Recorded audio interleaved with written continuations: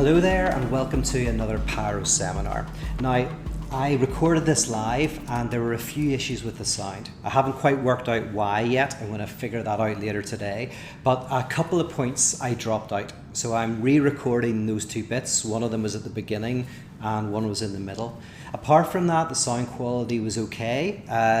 There's just some annoying little distortions here and there, but hopefully that won't bother you too much. Okay, so the theme for this seminar is really ideology and its critique. And I want to look at how ideology and the critique of ideology are interconnected, and how the critique of ideology is still in itself ideological. Right? So I should start by defining what ideology is. And there's actually a very good video by Todd McGowan on his YouTube channel, which kind of covers how the notion of ideology critique develops and changes over the last couple of hundred years. But I will offer you at the beginning the simplest definition, the one that anybody will give you if they know a little bit about what the word ideology is. And so that basic definition, which really starts with Marx, is the idea that ideology is any system of thought that takes a particular moment in time and freezes it as the universal. So what that means is at a particular religious or cultural or political position is risen to the level of an ahistorical reality that is the way things ought to be. That whether it's because God wants that to be, or whether it coheres with nature, or more specifically with human nature. So for example, in terms of, say, our current economic system, you would say that the way that we relate to each other socially, the way we create products, the way we distribute products, isn't just some sort of historical moment, but rather is the way that we should do things, that it coheres with something that is essential to human nature. It isn't just a contingent material happening that arose gradually because of a certain set of circumstances. It is the way things ought to be. And within capitalism, the idea is that we are economic creatures. And by economic creatures, that means creatures that calculate self-interest. We are utilitarian in nature. And because we are utilitarian in nature, and because, so the ideology goes, capitalism is utilitarian in nature, the free market.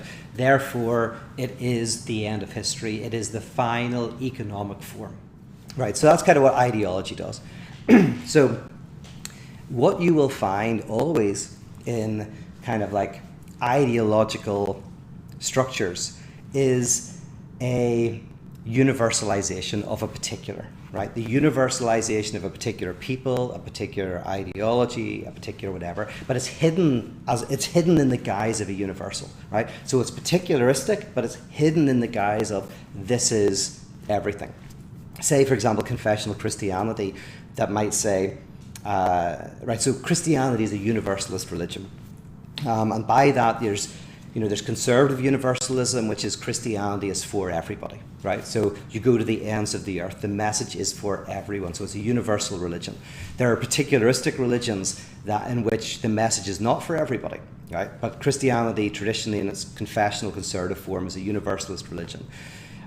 Then you also have progressive forms of Christianity where the universalism is that the effect of the message is for everyone.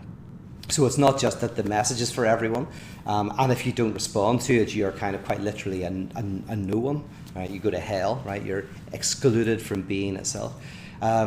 In progressivism, universal message, everyone gets it. Everyone is affected by it. There's a third type of universal I'm going to talk about at the end of this talk, but I'll leave that. But so under the guise of a particularistic religion, a particular religion that grew up at a particular time with a particular set of circumstances is universalized and is understood to be universal, right? You see this as well with popular conservative commentators like Ben Shapiro or Jordan Peterson or Tim Pool or any of these types of people. You will hear that they advocate for universalism. So say, for example, meritocracy, right? Peterson's quite big on meritocracy, which is the idea, a universal idea, like we live in a society, now not perfectly, no one's going to say it's perfect in the conservative ideological field, but they might say, well, broadly speaking, we live in a meritocracy. We have to get rid of bad actors, we have to get rid of criminals, we have to, like, there's always things that are working against the meritocracy, but by and large, we are kind of engaged in a system that is the most meritocratic that we have seen, and that we are endeavouring to make more meritocratic, right? And the idea is you work hard, you'll do well. You know, and you see us on Instagram all the time, all these people here telling you all the tips to business success and how to make money as an entrepreneur and all of this kind of stuff, with the kind of underlying message that, like, you work hard, you do it, you have your discipline, you follow these steps, and you won't always make it, but hey, there's a good chance, right? There's other systems in the past where no matter how much you tried, you would never make it. But we live, broadly speaking, in this meritocracy. Now, that's a universalism. Meritocracy is kind of universal. We're all covered by it. But there is something that doesn't sound quite right. And this is where critical theory comes in, social criticism, the criticism of ideology. So the criticism of ideology is what particularizes the universal, right? So if ideology, and let's say conservative ideology, universalizes a particular, then the criticism of that particularizes the universal, which means it shows how that universal actually works in the favor of one group over another, right? So meritocracy might be critiqued because it's okay, it looks like it's a meritocracy, but when you look more closely, people who are uneducated, who don't have access to education, do not do as well as people who have access to education. Or you say people who have money, that money generally stays in that group, and that money doesn't generally get dispersed among other people, whatever. So it go like, there is, under the guise of human rights, there is a hidden group that benefits more than other groups, right? So that's kind of, in a nutshell, what you find within critical theory. By the way, little known fact, I have a master's in critical theory, which I did a long time ago. I'm not a critical theorist, but I did a master's in it. So, and the work of critical theory in its traditional form is particularizing the universal, showing how there are plays of particular groups in society trying to out-narrate each other, trying to, where one group has more power and is able to make their narrative seem like universal, seem as if it is somehow atemporal, ahistorical, the way things should be and the way nature or God wants it to be. Okay, so you've got the universalizing of a particular, you've got the particularizing of a universal. Now, what you'll begin to perceive here, and what I say is a problem, is the conservative ideology is identitarian. So identitarian means there is a certain identity group that benefits, and the society is broken into identity groups, right? And then there's one group that's hidden under the guise of universality. And then the liberal critique is identity, what can be called identity politics. So if the one is identitarianism, the other is identity politics, which is a kind of like a celebration of different identities. So one is kind of a hidden identity under the guise of a universal, and the other is the celebration of particular identities and the intersection of these different identity groups and the ways that we actually ourselves are intersections of different identities, right? Okay, where do we go from there? Right, well, so what these are both caught up in, I would say, is ideology. Even the criticism of ideology is therefore ideological. And this is where I want to kind of make the definition of ideology a little bit more subtle. So at the beginning, I was saying that ideology is the way in which someone justifies the present order as the way things should be. So in the famous hymn, All Things Bright and Beautiful, there's a verse that's been taken out, but the verse says, a rich man in his castle, the poor man at his gate, God made them high and lowly and ordered their estate. Okay, so that's ideology. Right? That the hymn is saying, if you're the rich man in his castle or you're the poor man at his gate, God made them high and lowly and ordered that estate, right? Ordered it in that way. That's ideology. So before I move on to the third position, the idea of criticism, I want to talk briefly about how ideology and the critique of ideology are caught up in the same kind of problem. So in terms of the first position is identitarian. Now generally it is crypto-identitarian, right? So by particularizing the universal, by putting a particular group in the dress of universalism, it hides its identitarianism. But sometimes the extreme forms of conservative ideology are explicitly identitarian. So less so now, but of course there are people who say that, the Europeans or whatever are the kind of stand-in for the universal. But then crypto-identitarianism is that is hidden in concepts like meritocracy, where it's said that, oh no, everyone has equal access to success, broadly speaking. In contrast, the particularizing of the universal, which you find in kind of liberal critiques, is identity politics. It embraces the various identity groups and doesn't see one as superior to another. What there is a play of identities and groups, an intersection of different identities, including ourselves. We ourselves are intersectional, like we intersect with various identity groups. And so what you have then kind of is a type of Foucaultian postmodern kind of relativization in which we have various groups who have different narratives and different experiences of the world competing within that world. And what we want is to have some way of those different groups intersecting and having equal access to the institutions and the free market, etc. Now, what I want to do now is look at how conservative ideology and its critique are interconnected, and how the critique of conservative ideology is in and of itself still ideological in nature. Now, to understand that, I have to kind of add a little bit more to the definition of ideology.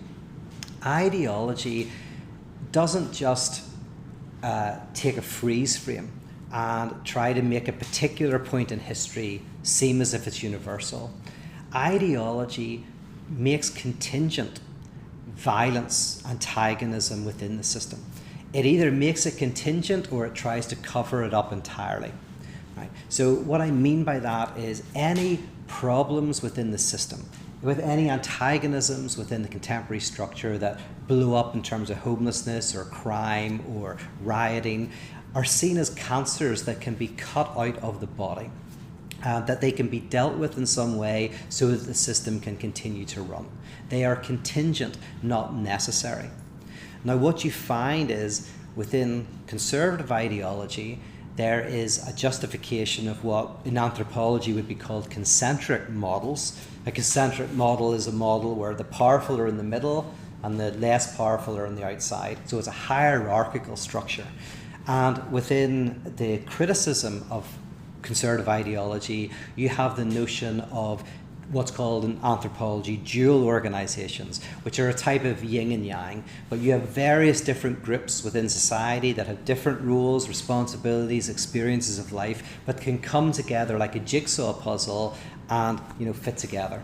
And so the violence and the problems within society can be gotten rid of by getting rid of bad actors, bad CEOs, bad institutional practices, bad historical legacies, etc. This means that they're both caught up in the scapegoat mechanism. So the scapegoat mechanism is where you have to find someone to blame for the problems that you see in society. You have to find some group or individual who is the problem. And if we got rid of them, then everything would run again. So you find this scapegoat mechanism both in the conservative ideology and in the critique of ideology, where some individual group, political party has to be seen to be blamed for what's happening. Okay, so now I want to go to a third position, which is called the criticism of criticism. So you've got ideology, it's criticism, and then the criticism of criticism. So what is the criticism of criticism? It is where, if the first position, right, is the offering a positive universal, right, a particular positive universal, all right, and the second move is negating the universal. The third position is universalizing the negative. Right? So criticism of criticism is the process in which you universalize the negative itself, which means you say that the violence and the antagonisms generated within a given society or a given individual are not some contingent thing like a cancer that you can cut out, but are a symptom of the structure itself.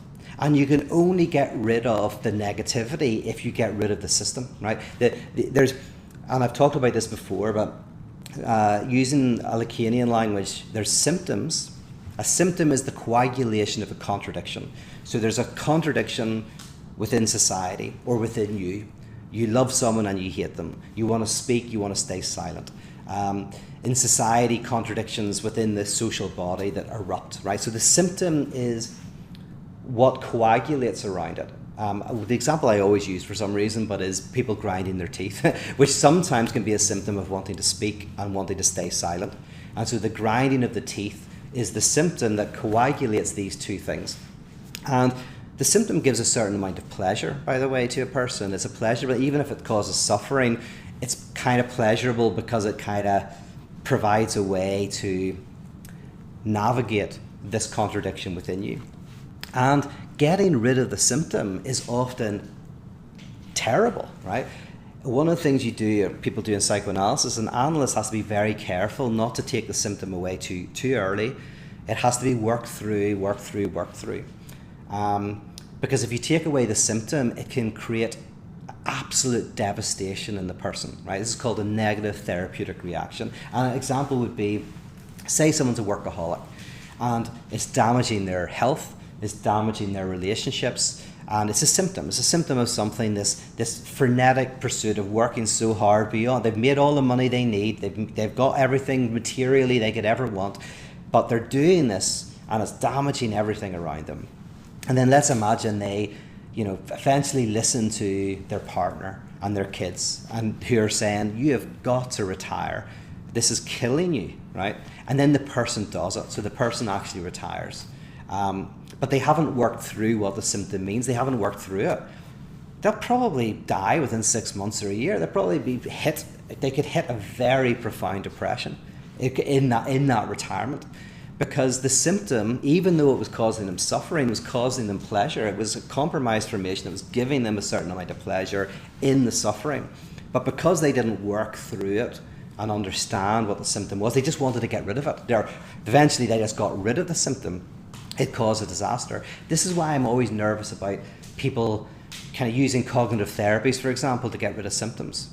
Because that can actually lead to really, really profound negative therapeutic reactions.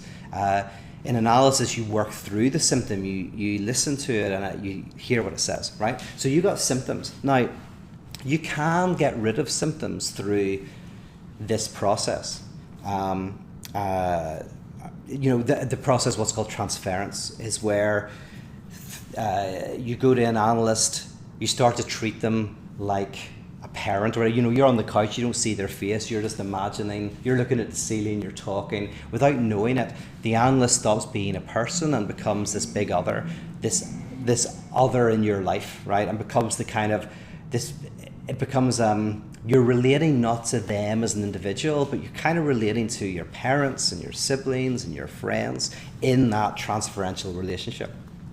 And as you're doing that, and as you're working through the symptom, at the right time, as you work it through, you can resolve it. But there is, Lacan talks about this thing called the symptom. It's an old spelling of symptom, symptom. And the symptom is a symptom that you can't unknot without unknotting yourself, right? It's kind of like a symptom that is so core to who you are that if you got rid of it, you get rid of yourself. I remember watching an old Star Trek, and James T. Kirk, isn't it? Kirk? There was some alien force that could take away your trauma. And this has been 30 years since I've seen this, so correct me if I'm wrong, but this alien force could take away your trauma. And I think everybody in the Enterprise were getting their traumas taken away. And Kirk refuses and says, listen, this trauma that I have is who I am. This is what's made me who I am. And that's kind of the symptom that he's talking about. Okay, that at some deep level, there's some trauma that is in Kirk that he knows that if he got rid of it, he would get rid of himself. Now, the most basic symptom that we are is the ego. So Lacan says in Seminar I, he says that the ego is a symptom, which means the ego is a compromised formation of these forces that are within us. So that, which is interesting, that's what I think happens on DMT and stuff. Well, one of my theories of it is that what it does is it unknots the symptom of the ego, and that's why you completely lose yourself, right? But you don't necessarily want to do that. It's the symptom that if you get rid of, you get rid of this yourself. But it's the same with any system, like the current system. There's various symptoms you can get rid of, and the system continues to run. But every system has an antagonism that if you got rid of the antagonism, you get rid of the system itself. So for Marx, just give you an example of capitalism, is he would say that, and this is called an immanent critique, because it's a critique from within. Imagine capitalism runs perfectly. He would say something to the effect that in the free market, everything gets its value. Right, in a free market where there's no criminality and there's nobody's forced to buy and sell, but where we freely trade, in that market, everything will get its value because we're all able to freely trade. We don't have to buy, we don't have to sell, we're not compelled, there's no criminals, so everything gets its value. So what's the symptom? Oh, so the symptoms are problems with that, like bad actors, bad CEOs, people who are doing criminal stuff, right? Those are symptoms maybe you can get rid of. Or problems that arise as the free market is getting on its feet. But Marx would say there's something about, there's one thing in the free market that never gets its value when it works properly, that will just never get its value, and that's labour. Labour never gets its value because it's always underpaid, right? I buy your labour or I rent your labour because I can make surplus value from your labour, right? So there's an inherent antagonism. You can't get rid of surplus value without getting rid of capitalism, right? You can get rid of the other, but if you get rid of surplus value, you don't no longer have capitalism.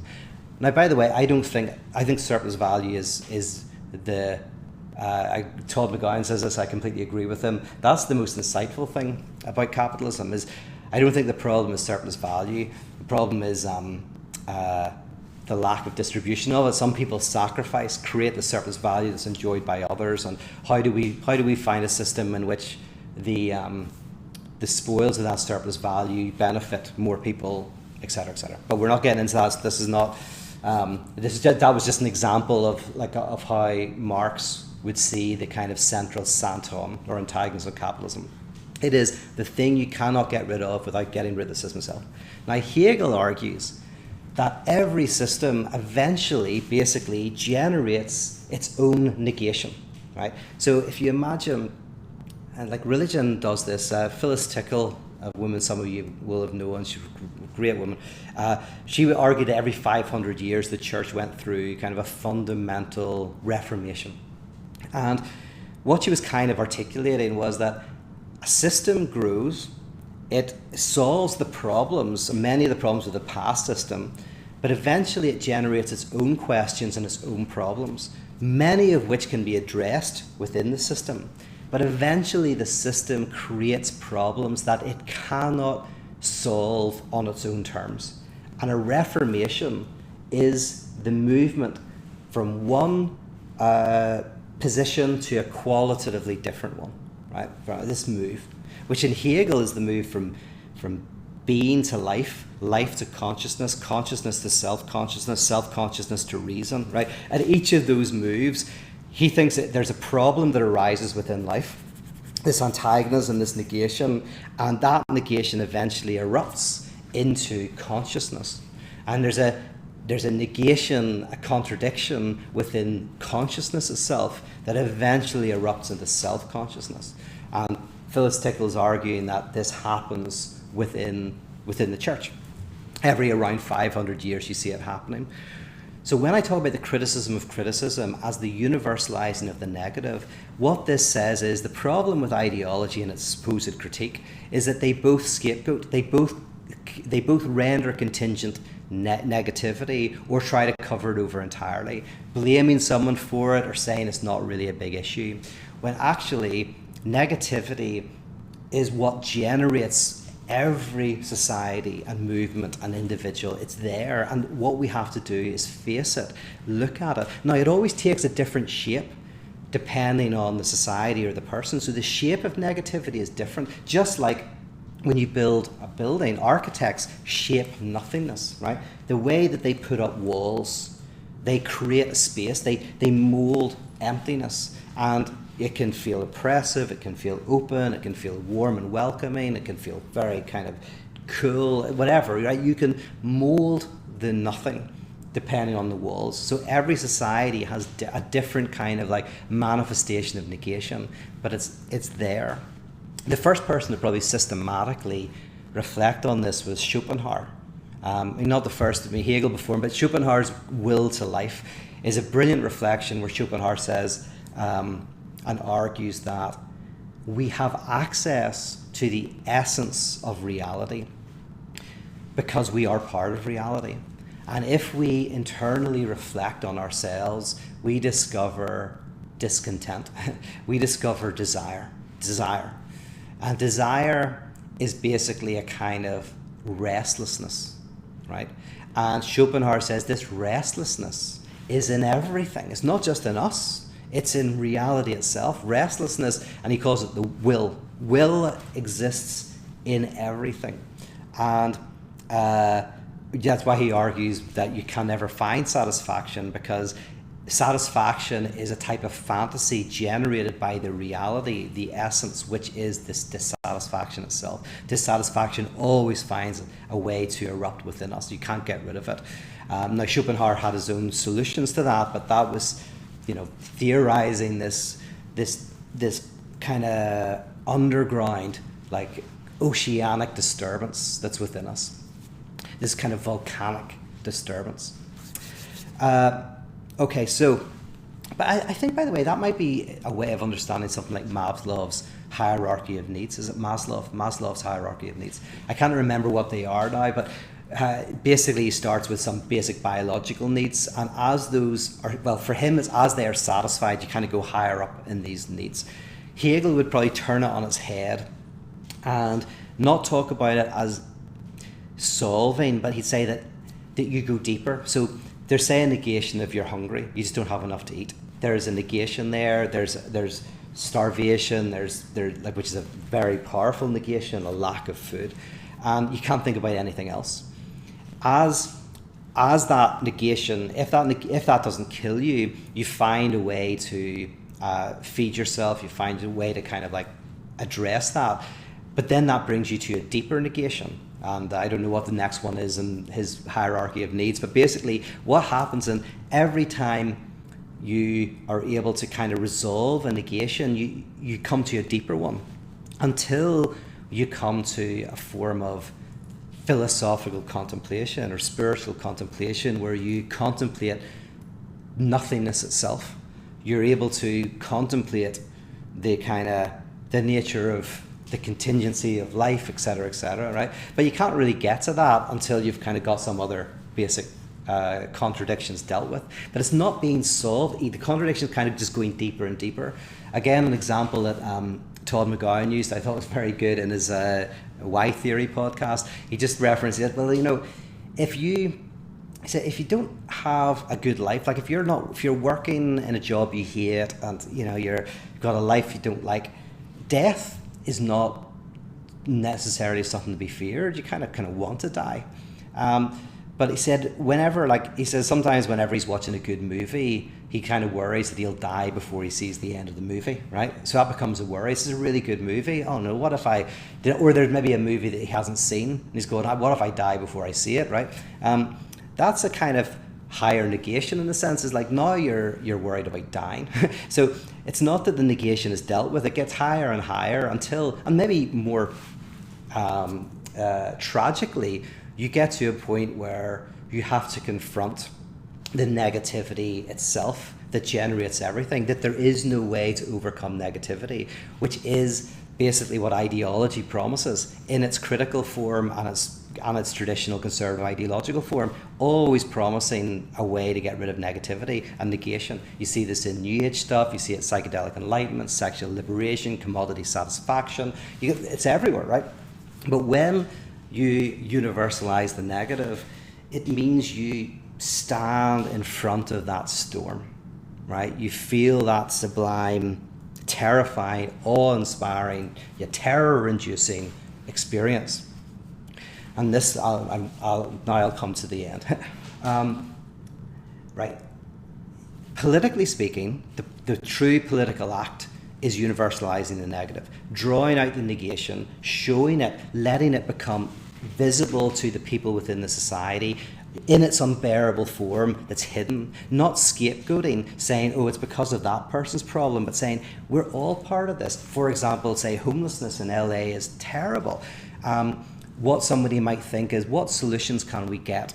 One of the solutions they do in LA is they keep all of the homeless people in a small, tight area where they don't hassle them if they stay within these streets. But there's an invisible line. As soon as they cross the invisible line, the police will start to hassle them. They'll get in trouble, they'll get arrested. So you basically control the homeless by keeping them in this very small place, but also then giving out blankets and food and medical care and whatever. But that's a way of kind of like thinking of homelessness as a type of cancer within society that can either be managed or gotten rid of through throwing enough money at it. But if you see homelessness as a symptom, in a sense, as a manifestation of a problem within our structure, not a blip on the structure, a pimple on the structure we can get rid of, but actually a manifestation of a contradiction within the system, then homelessness is not a problem to be solved. Societally speaking, it is the solution to a problem. Just as the symptom is a solution to a problem of negation, homelessness is a solution to an antagonism within our society. In the same way in America, the huge number of people who are in prison is not a problem, it's the solution to a problem that is within the system. And once you're able to show what that problem is that this is a solution to, and you keep that on the surface in the political structures, you see it, eventually that can become the fuel that gradually moves society into a different form, right? So the political act is showing the negativity, showing the central negativity and how we're all in it.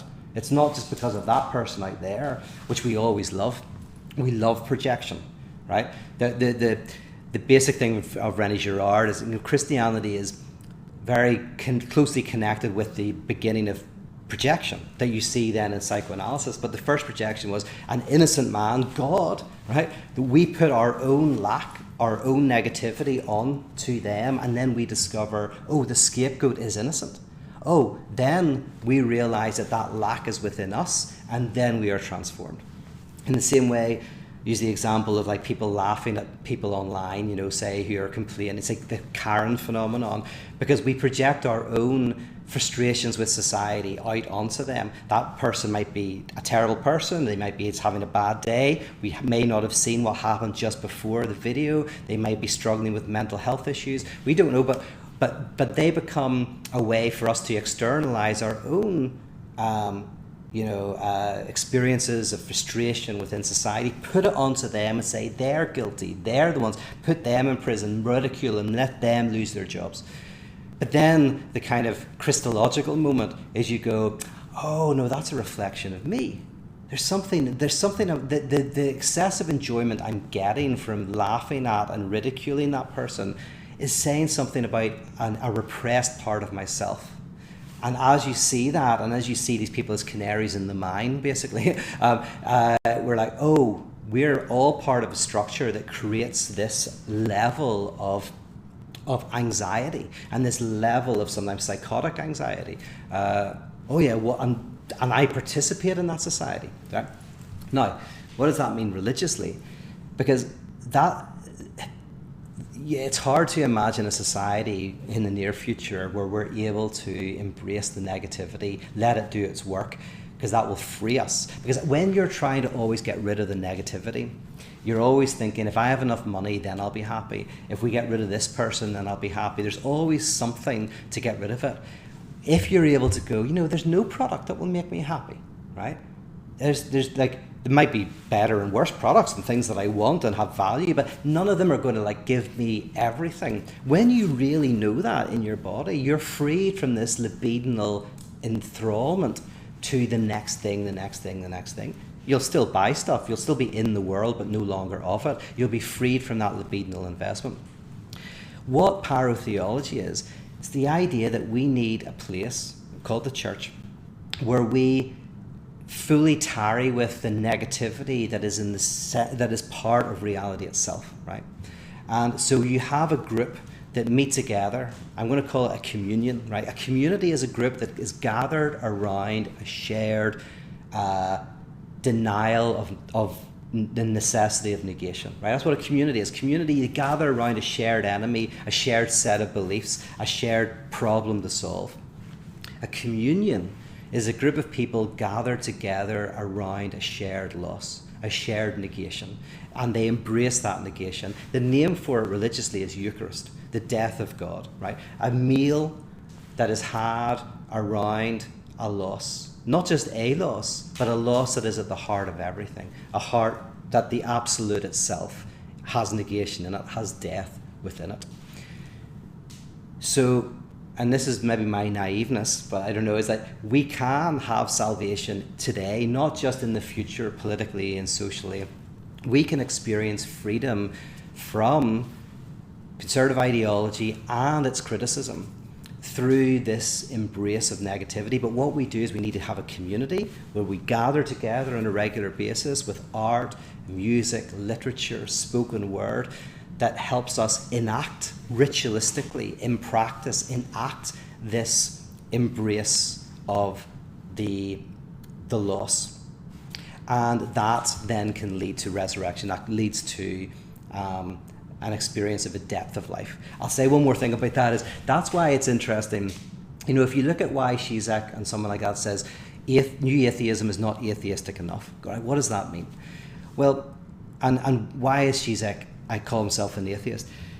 Well, in new atheism, you could say that you stop believing that there is some substantive wholeness to the universe, but then you find ersatz gods, right? So if you know people who have given up, say, Christianity, but then go into something like commodity satisfaction, psychedelic enlightenment, sexual liberation, whatever it is, like the LA's full of it, whether the solution is polyamory or psychedelics or as I say, being rich or famous, right? There's all of these solutions.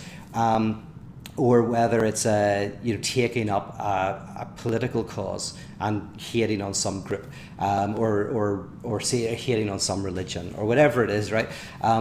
As the problem, and we get rid of that, and society would work.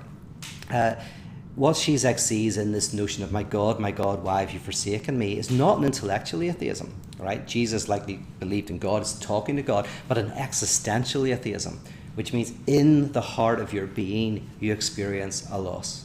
You experience that loss. That is what pyrotheology and its transformance art aspect is attempting to do, is to help you experience existentially that negativity at the core of everything. And in doing so, there is a political, social, cultural dimension to that. so I've kind of waffled on for a while. I'm going to now look to see if you have any questions. Let's see.